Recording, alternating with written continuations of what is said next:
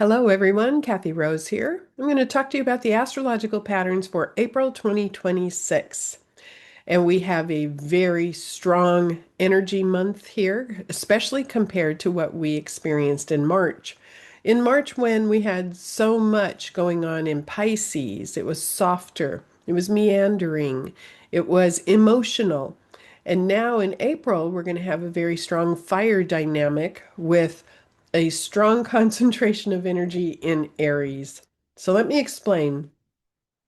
The themes for April, of course, the word action has to be brought up here with all this Aries energy. We need to be moving our body, we need to be physical, we need to be managing our anger and our frustration and our assertive energy well.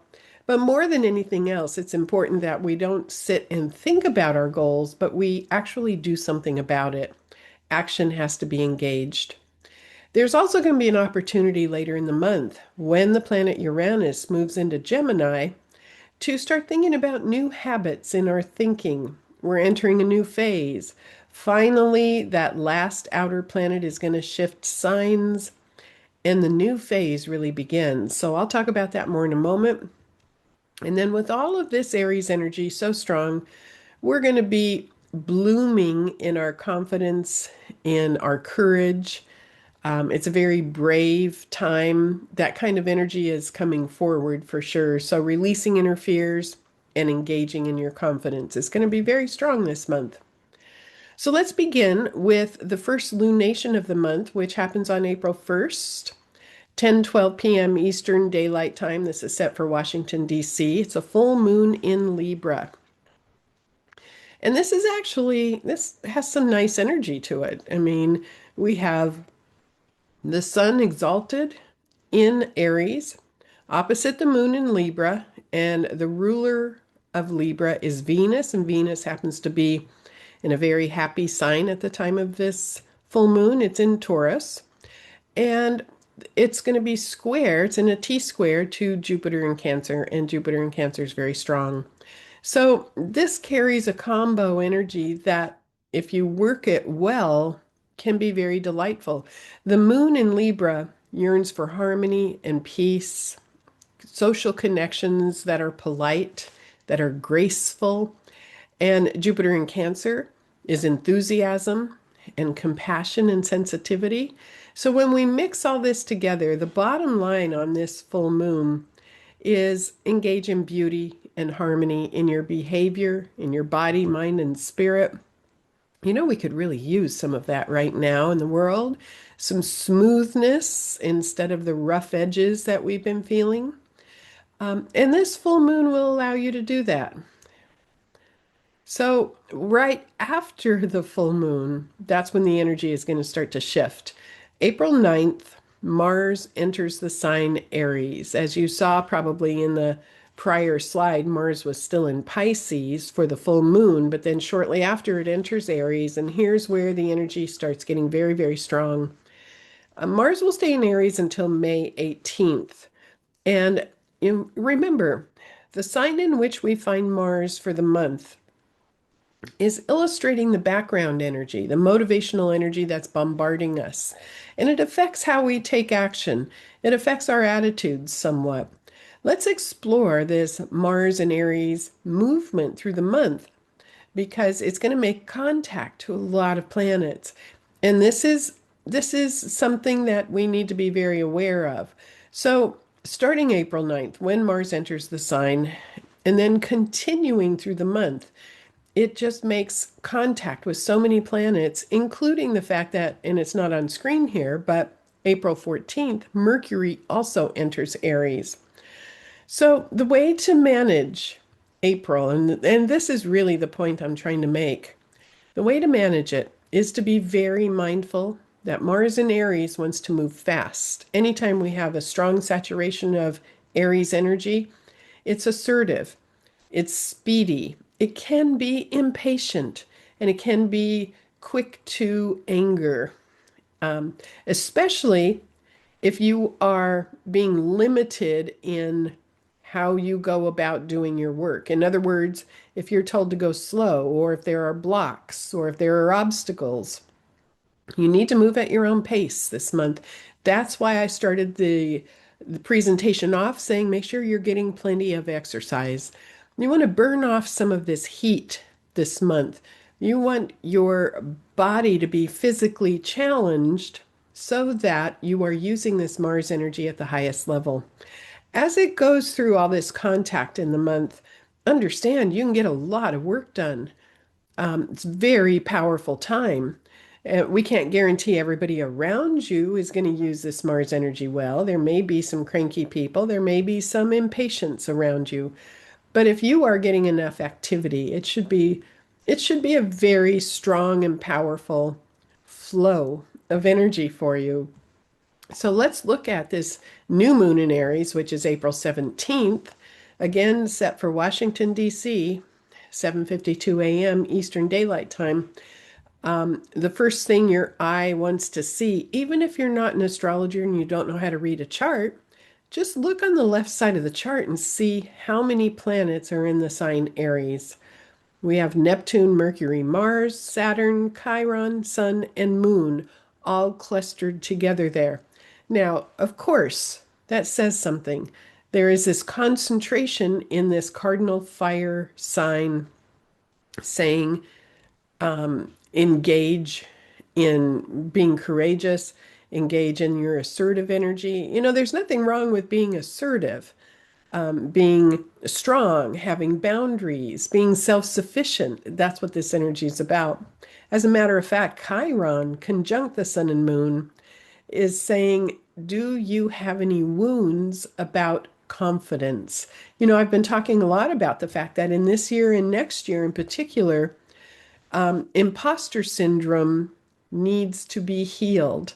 And it's especially strong for women in general.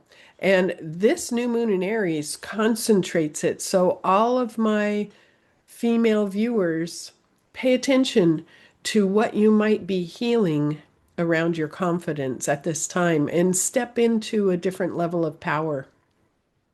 The other thing, though, that's happening in this chart, and this is important, is that we have planets on angles. If you've watched my prior videos, you know I always talk about when we have a lunation, and I tend to set them for Washington, D.C. because I live in the U.S. I watch for when planets are on angles because that highlights a particularly strong period for that country. And here we are involved in this war in the Middle East. And we have planets on angles during this new moon in Aries when there's so much assertive, aggressive, powerful energy flowing around. That is alerting me that there will be some strong action happening with the U.S. Maybe we'll be stepping towards resolution. I hope so. When we get to April 24th and 5th, I'll talk about that because there's something going on that, again, suggests the possibility of resolution. But the bottom line here is manage all of this Aries energy well as we go through April. Be courageous, be strong, so that you don't get caught up in the background energy and world news and other people's frustration or anger. Okay? April 23rd, just a few days after that new moon in Aries, Venus is going to conjoin Uranus. And this is right before Uranus changes signs. So the very next day, Uranus goes into Gemini, or 2 days later. And when we have Venus Uranus together, this is an interesting combo because Uranus is getting ready to leave the sign. So this is like the kiss goodbye from Venus, and Venus rules Taurus. I found that so interesting that Uranus would end the transit with the Venus conjunction. But what this does, if you watched my new moon in Aquarius video, it was an eclipse that happened in February. I talked about how that eclipse has long range ramifications and would be triggered over and over again. Well, this is a little trigger point for that eclipse. And remember, the war in the Middle East started right after that eclipse when Mars triggered the eclipse of the degree of the eclipse. And now we're going to have Venus also trigger that. Maybe there'll be some resolution happening in that war. I certainly hope so. This is a point I'm looking at and pondering what's going to be happening. But Uranus is completing the transit in Taurus. And then on April 25th, it enters Gemini. And it's going to stay in Gemini until May of 2033. And so the dynamic shifts. It's a big time change in energy. As Uranus enters Gemini, we're going to have a 7 year high tech revolution. We're going to have massive movement forward in technology in general. Of course, AI is going to be very much part of that. So, in this 7 year wave, I think we're going to have AI developing exponentially, and life will be very different in 7 years because at the end of this transit of Uranus and Gemini, we're going to have Saturn and Uranus conjunct.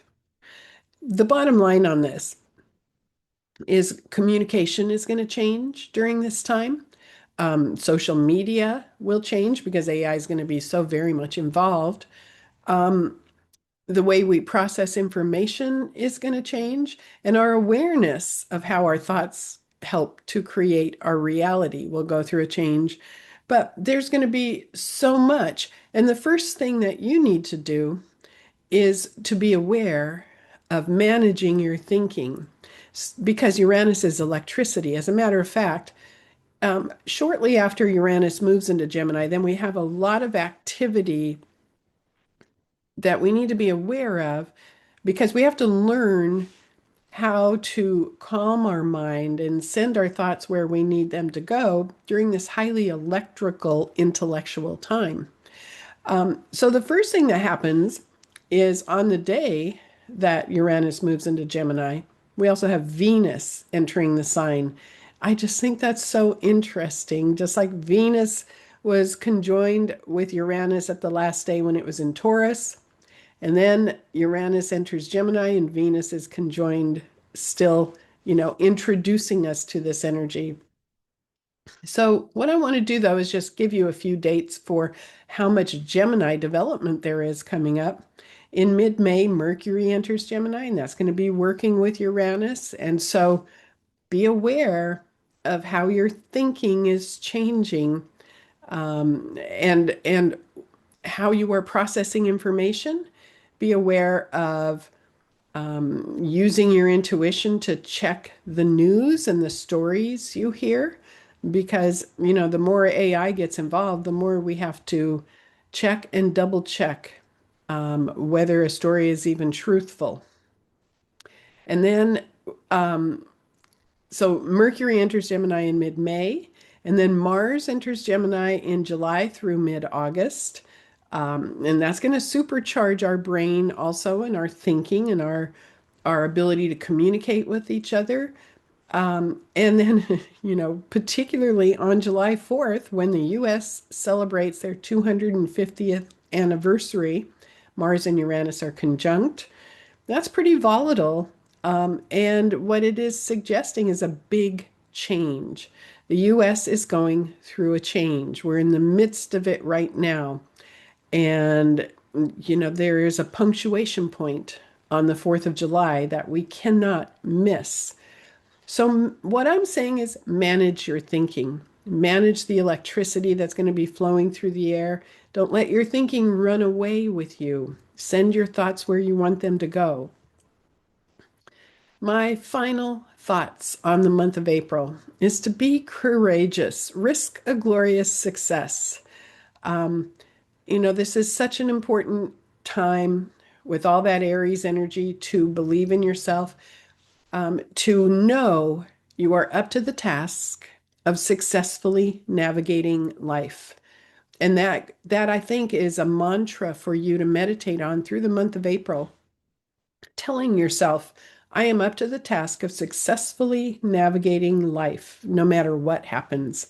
Risk a glorious success. So I'm sending you much love and many blessings through the month of April. Be strong, be physical, be courageous, let go of imposter syndrome, and I look forward to talking to you in May. Bye for now.